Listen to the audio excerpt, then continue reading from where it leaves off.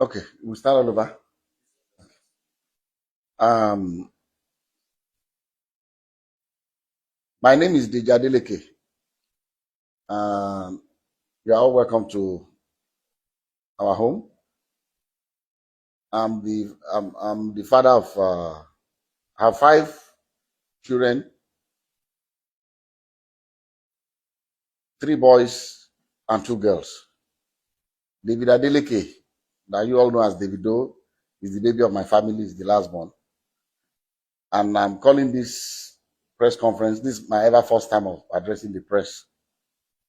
And, and for just one single reason, I'm not on the social media, but I'm sure those of you in the social media will have been inundated with all kinds of talks about almost every year. This thing, keeps coming up regarding uh, one little girl called Anulupo that lives in Ibadan. That Kemi has continually alleged that Kemi Olu lawyer has continually alleged that David is the father of the little girl. To start with, let me put it on record that I have 14 grandchildren, and I'll tell you the story about Anulupo and what has happened since I received a letter in 2014 from a lawyer in Ibadan alleging that my son David got somebody pregnant and abandoned uh, the person with the child. And I'll tell you what the actions that I took immediately and what. But the reason why I call this press conference, is for us to address. I'm not even sure if it's legal for someone to impersonate a minor. This Kemi Olu lawyer has been after my son David for many years. Everything she says about David is always negative and negative, trying to put him in bad light, with the public. This that I'm about to read to you is what I received from the sister to Anu's mom that lives in Abuja. I'm not going to mention her name, but she's in communication with me. When this happened, she was the first, because I'm not in the social media. She saw the thing that was supposedly written by her niece, and then she sent this to me. Say, "Good afternoon, sir. So I hope your day is going well. I just saw this on a blog post. I just wanted to clarify that the account is not run by me, Ayo, or my mom. The account is run by Kemi Olunloyo, whom we have cut ties with years ago. I really do not know why she keeps posting these things, knowing fully well that we are no longer in communication. We have reached out to her several times to stop posting anything about Anu. I'm sorry if this embarrasses your family in any way." And as immediately I saw this, I called David. I said, "David, have you seen anything in the social media?"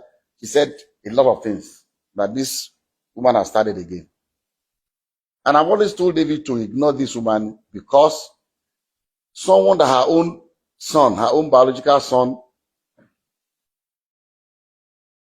has come out to the general public to say that it disowns her, she's no more her mom, she's crazy, she's that. So if her own son can say that about her, why should we bother about what she says about David? That was why I've always told David, just ignore her, and move on with your life. So when I received this, and I have on YouTube, I've seen all kinds of things people have been saying, and I just said, look, maybe this might be a good time for me, as head of my family, to say our own side of this story. Like I said, I have 14 grandchildren. So what will one more do? Is it that I will not be able to afford to do things for her, or bring her into my family? But there's science, DNA. If you say you are my granddaughter, and the science has proven that you are my granddaughter, I will gladly accept her. So let me tell you the story of how I got to know about Anu. I received it. This is the document. I received this in the mail.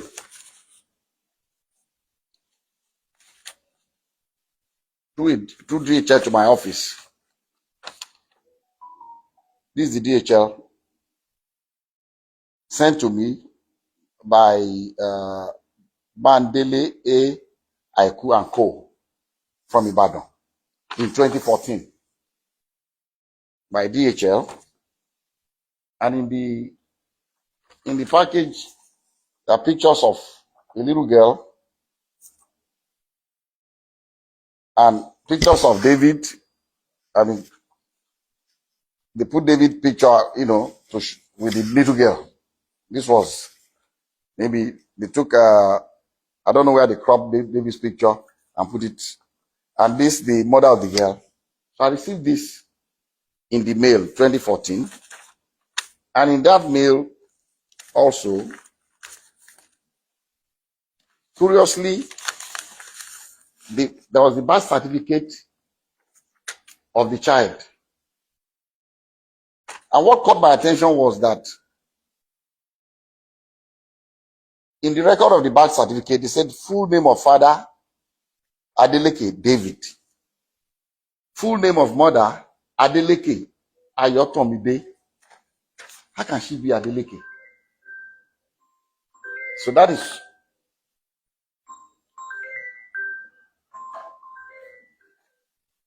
that caught my attention. And then also in that DHL package was this letter from the grandmother of Anu, with her telephone number. I'm going to still show everybody up close so you can see everything. And he wrote, "Dear sir, I know you and your family are in good health and your work is thriving well because the Lord has been good to you, so I do not expect otherwise. Sir, I'm a widow with 2 daughters. I lost my husband 13 years ago and have single-handedly raised both of them with the help of God, but it has been very challenging. Early last year, my eldest daughter, Ayotomide, informed me that your son, Adeleke, was responsible for her pregnancy. Their meeting occurred when your son came to Ibadan for a show. I sat with her as a mother to ask her about the father of the child, and she has confided in me so many times that your son is indeed the father of her child. She put to bed on November 19, 2013, and gave birth to a baby girl. So I'm not trying in any way to extort you, but to ask that your son steps up for paternity tests to confirm and take full responsibility of his daughter. I'm also not asking your son to marry her at all. Contained in this envelope are pictures of the baby and my daughter. Sir, I know you are a God-fearing man, and I plead with you for the sake of the pain that a widow goes through to raise our children, that you give me a quick and favorable response. Thank you, and God bless you." Immediately I saw this letter, even before calling David, before telling David, about this, that I called this woman and I said, "Look, I've not spoken to my son yet, but I'm going to speak to him. But I'll suggest to you to give me your address in Ibadan. I'll send my driver to come and know where you live. But I can assure you that if this girl is my granddaughter, You have no problems with me. I'll welcome her into my family happily. She was happy. She gave me her address. I gave the address to my driver. My driver went to Ibadan the next day to know exactly where they live.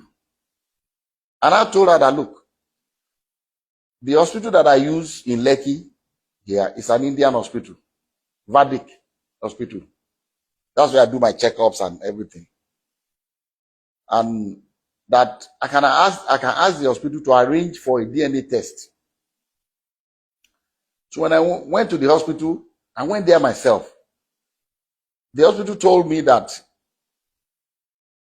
they don't actually do the DNA test in-house, but there's a clinic that they partner with that they will invite to take samples of both the child and the father. But these samples will be sent to South Africa for analysis. A laboratory in South Africa, because it's not done in Nigeria. I don't think they have a lab in Nigeria that can do the DNA analysis. And I said, okay. And I called her, gave her the information that anytime they are ready, I'll send my driver to pick you up from Ibadan. So on the appointed day, I sent my driver to Ibadan very early. And my driver brought the mother of the child, the grandmother, and the baby.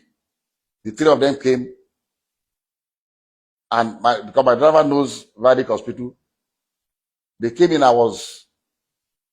They were already there before I came in with.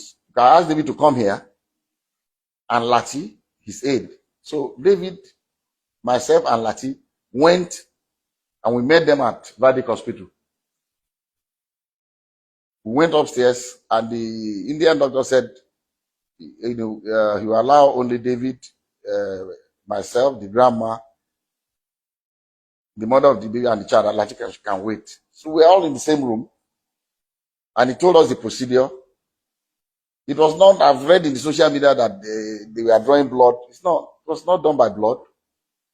It was from their saliva in their mouth. So they brought the thing and swapped David's and put it in the container and sealed it. Swapped the baby's own and sealed it. And they told us that these samples will be sent to South Africa for analysis. And then when it's ready, myself and the mom and the grandmother grandmother of the baby, signed that both of us will be the ones to receive the result. So when the result was ready, I called her. They said, Madam, they said the result is out.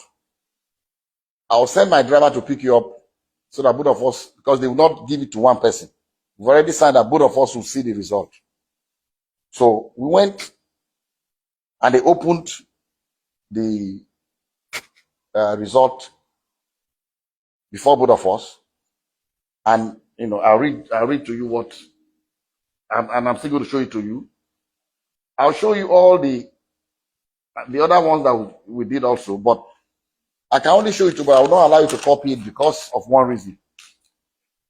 Number one, it's very dangerous for someone's DNA profile to be in the public. Dangerous for David for one reason. Somebody can use it to frame him. If somebody commits a crime tomorrow and they say, they've taken sample of saliva or blood or whatever, or a sperm or what, in case of rape, and the police comes out to say this is the DNA profile of the person will go to jail. So I cannot share. I'll let you see it, but I will not allow you to copy his DNA. The portion that shows the result without the DNA profile, I'll show you can copy that. And at the same time also, I cannot legally share with you the DNA profile of that innocent little girl, Anu, because she's a minor and I don't have the permission of her parents to share her DNA. So we have to be very careful. But anyway, I'll show you the result for you to just see. And so they opened this was the